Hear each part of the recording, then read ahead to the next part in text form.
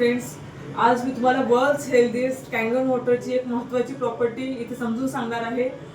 अल्कलाइनिटी म्हणजे कँगन वॉटर हे अल्कलाइन आहे आणि आपण जे साधं पाणी पितो किंवा बिस्लरी पितो तर ते पाणी ॲसिडिक राहते.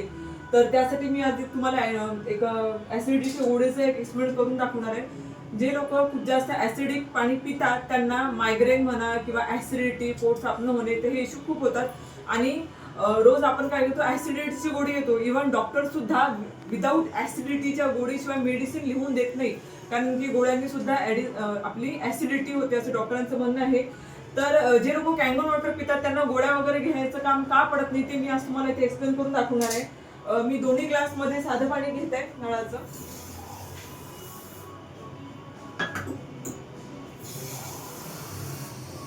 बघू शकता तुम्ही, 2 ग्लास मध्ये मी सेम नळाचं पाणी घेतलेलं आहे, साधं पाणी. याला कलर आहे म्हणून याच्यामध्ये मी एक युनिव्हर्सल इंडिकेटर, ज्याला पीएच इंडिकेटर म्हणतो आपण, मी ते टाकतोय फक्त कलर येण्यासाठी.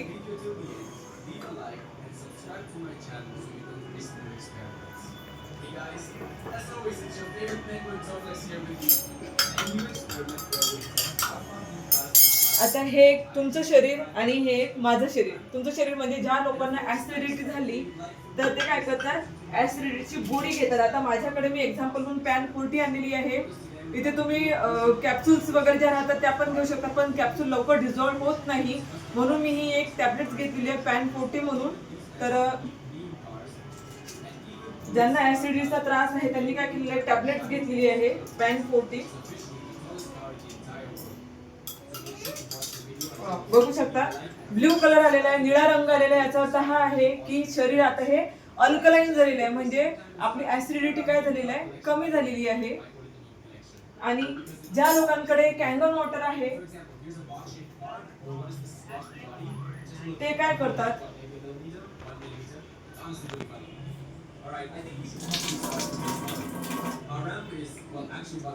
वाव, बघू शकता तुम्ही,